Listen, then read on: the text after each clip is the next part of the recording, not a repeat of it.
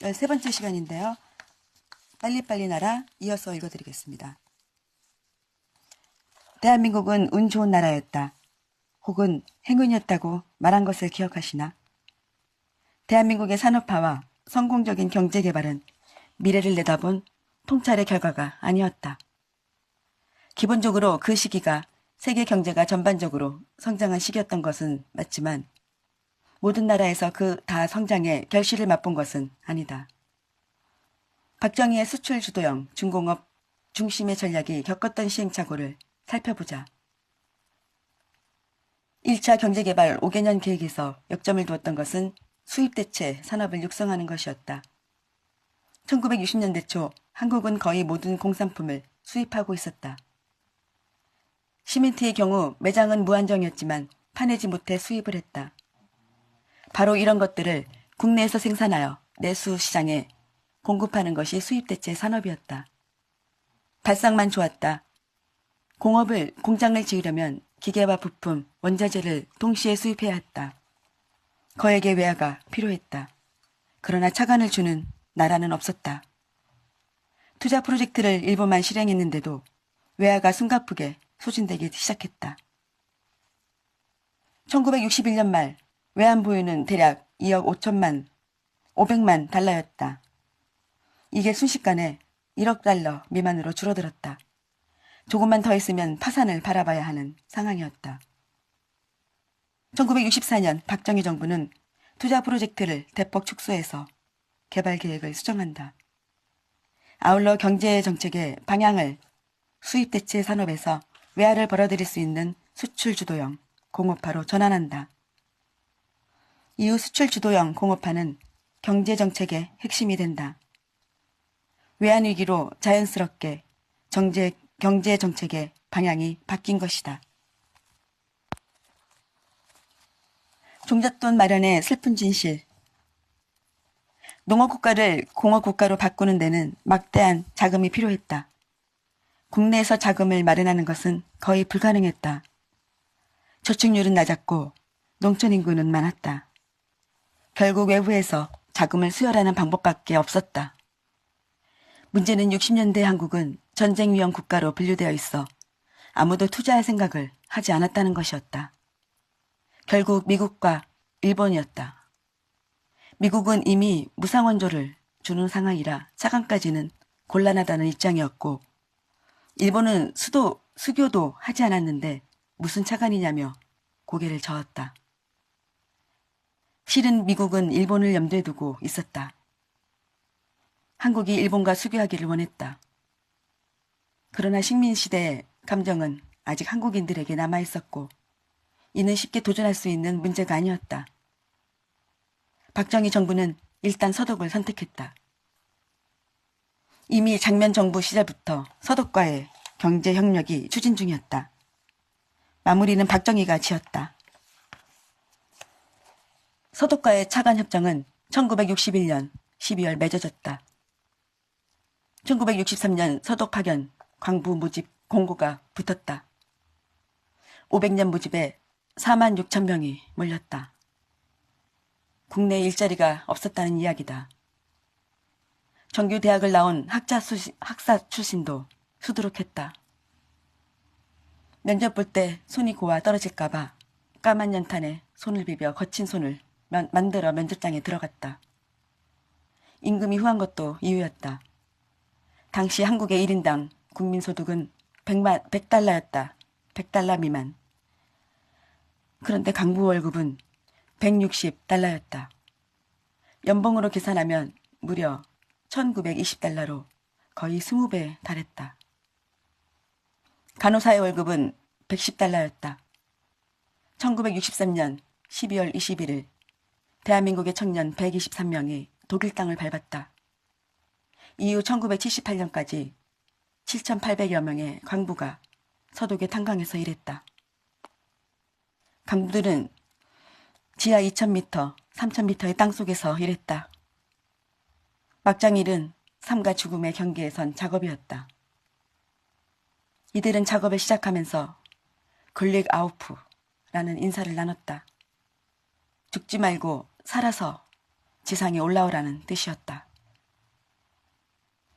1964년 12월 서독에 리프케 대통령은 박정희를 초청했다. 한자리에 모인 간호사와 강부들 앞에서 연설하던 박정희는 기어이 눈물을 보이고 말았다. 가난한 나라의 백성으로 태어난 채로 먼 이국 땅에서 뼈가 부서지도록 일하는 젊은이들을 보는 동안 억장이 무너졌을 것이다. 대통령이 울자 참고 있던 강부와 간호사들도 따라 울었다. 눈물바다라는 표현은 그럴 때 쓰는 말이다. 대통령은 울면서 그 자리를 떠났고 강부와 간호사들은 여전히 울고 있었다. 광부와 간호사들이 번 돈은 달러로 송금되었다. 정부는 송금된 액수만큼 돈을 찍어 가족에게 전달했다. 또 다른 재원은 일본과의 국교 정상화에서 나왔다. 1962년 박정희는 김종필 중앙정보부장을 일본에 파견한다. 일본 외상 오이라와의 비밀회담으로 양국 국교 정상화에 관한 일괄 타협이 이루어진다. 경제적인 내용만 보면 일본은 10년에 걸쳐 한국에 무상원조 3억 달러와 공공차관 2억 달러를 제공하는 것이었다. 미국의 원조 액수가 갈수록 줄어들고 있는 상황에서 큰 돈이었다. 미국의 무상원조는 1962년에 1억 6,500만 달러였던 것이 1963년에는 1억 1,900만 달러로 1964년에는 8,800만 달러로 쪼그라들고 있었다. 1964년 회담 내용이 알려지면서 야당과 대학가가 요동을 쳤다. 굴욕적인 한일회담 반대를 외치는 시위가 전국적으로 확산되었다. 시위는 3월 30일 11개 대학의 학생 대표들이 박정희를 면담하고 요구사항을 전달함으로써 일단 진정되었다.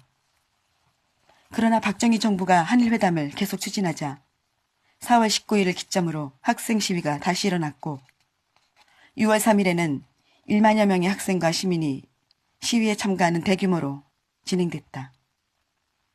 박정희는 오후 8시 서울시 전역에 비상계엄령을 선포하고 4개 사단 병력을 서울 시내에 투입하여 3개월가량 계속되던 시위를 진정시켰다.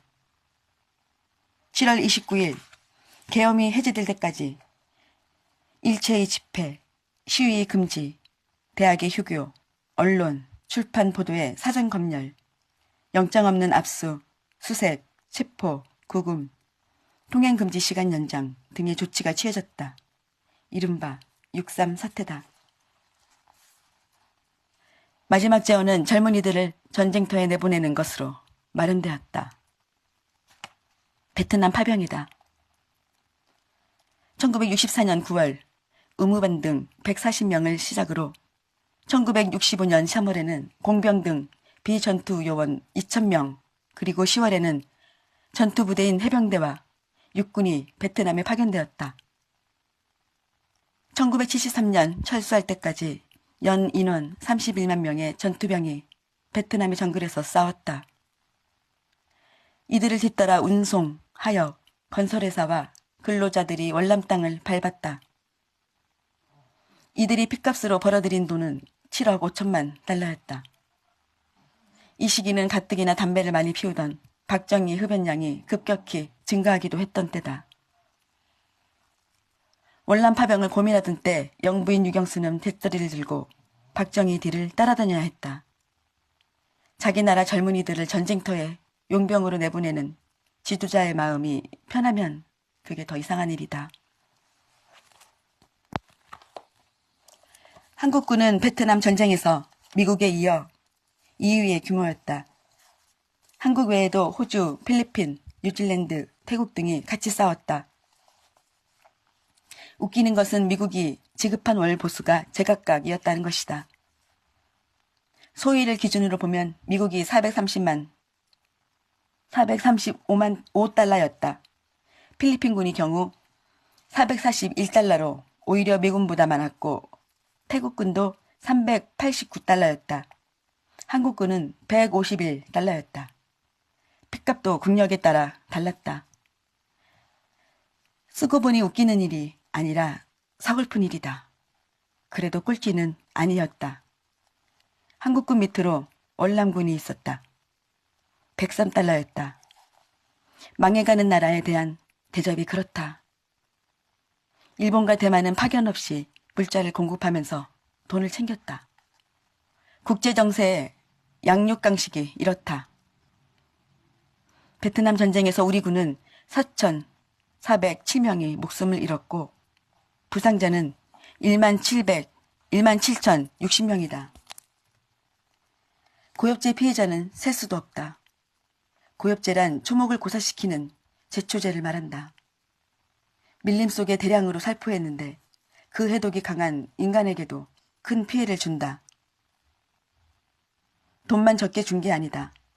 악역은 주로 우리 군이 떠맡았다. 민간인 포함 한국군이 살생한 베트남인은 4만 명에 달한다. 그런데도 현재 베트남에서는 자기네 나라 여자들이 많이 시집갔다 해서 한국을 사돈의 나라라고 하며 우호적으로 대한다. 정말 잊었을까? 베트남 사람들은 역사와 현실을 구분하고 있을 뿐이다. 우리는 좀 더 미안해해도 된다. 포항제철, 대장간에서 제철소로 점프. 박정희 정부는 1967년부터 개시한 2차 경제개발 5개년 계획에서 제철, 기계, 석유화학, 조선을 국책산업으로 추진하기로 결정한다. 종합제철소는 그 핵심이었다. 일단 부지는 포항 영일만 일대로 정해졌다. 문제는 자금이었다. 박정희 정부는 대일 청구권, 자금 중 농업 지원용으로 남아있는 8천만 달러를 활용하기로 했다. 일본 정부는 부정적인 입장이었다. 10년간 나누어 지원하기로 한 것인데 제철 건설용으로 전용할 경우 일시적으로 지급해야 했기 때문이다. 정부는 한일 주세 협정을 양보하는 조건으로 동의를 끌어냈다. 기술 협력도 약속받았다. 1970년 4월 포항제철 착공식에서 박태준은 참석자들에게 우양호를 시켰다. 시퍼런 영일만 바다가 눈에 들어왔다. 실패하면 전원이 저 영일만에 빠져 죽는다. 라는 축사인지 협박인지가 이어졌다. 박태준의 눈을 보니 능히 그러고도 남의 사람 같았다. 박태준에게 박정희가 힘을 실어준다. 포항제철 공사가 시작되자 정치인들이 찾아온다. 돈이 있는 곳이면 어김없이 꼬여드는 파리떼다. 박정희는 박태준을 건드리면 지위 고하를 막론하고 가만두지 않겠다는 친서를 써준다. 덕분에 사업 진행 과정에서 발생하는 각종 자금의 운용과 이동에서 박태준은 자유로워졌다. 박태준은 철저한 게 아니라 악독했다. 진행이 늦어지면 수시로 담당자들에게 조인트를 깠다. 하자가 발생되면 무조건 처음부터 다시였다. 70%가 완성된 로고에 하자가 발생하자 다이너마이트로 터뜨려버렸다. 포항제철 직원들의 꿈은 부디 박태준이 서울 본사로 올라가는 것이었다. 박태준은 서울 본사를 포항으로 옮겨오는 것으로 답했다. 1973년 6월 제1고로에서 쇳물이 쏟아져 나왔다. 그동안 들어간 자금은 1,200억 원이 넘었다. 경부고속도로 건설비의 3배였다. 단군 이래 최대 사업이라는 말은 그래서 나왔다. 파리의 에펠탑은 1889년 국제박람회에서 선을 보였다. 조형물로서는 별로 미학적인 장점이 없는 이 탑의 목적은 자국 철강 산업의 실력을 보여주기 위한 것이었다. 철강 산업은 그 당시 그 나라 산업 발전 수준의 바로 미터였다. 그 수준에 따라 강대국의 서열이 매겨졌다. 60년대 초반 남한의 철강 산업 수준과 생산량은 북한의 5분의 1에 불과했다. 안보와 경제, 부흥의 철강 산업. 그중 특히 제철 산업소의 건설은 필수였다. 박정희는 65년 미국 방문 때부터 철강 산업을 유심히 살폈다. 철의 도시 피츠버그에서는 일개 회사 사장에게 차관 조성에 대한 협력을 요청할 정도로 절박했다. 그러나 철의 수요가 30에서 40만 톤밖에 안 되는데 뭐하러 제철소를 짓느냐. 차라리 옆나라 일본에서 사다 쓰라는 것이 미국의 권고였다. 박정희는 당시 대한중석 사장이었던 박대준에게 일을 맡겼다. 박대준은 부실기업이었던 대한중석을 1년 만에 흑자로 돌려 박정희의 신임을 얻던 차였다. 68년 4월 포항종합제철 주식회사가 출범한다. 문제는 핵심 인력 중 용광로를 본 사람이 박대준 한 명 정도였다는 사실이다. 박대준은 앞서 말한 대로 일본에서 자금을 가져왔다. 민생에 쓰여야 할 돈을 성공 가능성이 불확실한 철강 산업에 쓴다는 것에 반대도 많았다. 일본에서 가져온 돈으로도 부족했다. 공정을 바꿔 박대준은 후방건설 방식을 선택했다. 순차적인 건설 대신 최종 단계 공장을 먼저 짓는 것이었다. 그러면 중간 소재나 반제품을 수입해 최종 제품을 만들어 수출할 수 있다. 그렇게 자금줄을 이어갔다. 공기 단축은 필수였다. 근로자들에게 허용된 휴일은 1년에 4일뿐이고 그나마도 제대로 쓰는 사람이 없었다. 심지어 결혼식도 제철소 안에서 했다. 근로자들은 오히려 그 사실을 자랑스러워했다. 공사 시작 5년 만에 샘물이 흘러나왔다. 지켜보던 사람들의 눈에서는 눈물이 흘러나왔다. 제철소 건설은 광양으로 이어졌다. 1992년 10월 2일 박대준은 박정희의 묘역 앞에 선다. 각하의 명령을 받들어 25년 만에 포항제철 건설의 대역사를 성공적으로 완수하고 삼가 각하의 영전에 보고를 드립니다. 박정희의 제철 보고 의지가 완수되는 순간이었다. 다른 산업에서의 도약도 빠뜨릴 수 없이 중요하다. 그러나 포항제철은 그와는 차원이 다른 문제였다. 철강 산업은 그 중심에서 나라 경제를 끌고 가는 핵심 동력이기 때문이다. 네, 여기까지 하겠습니다.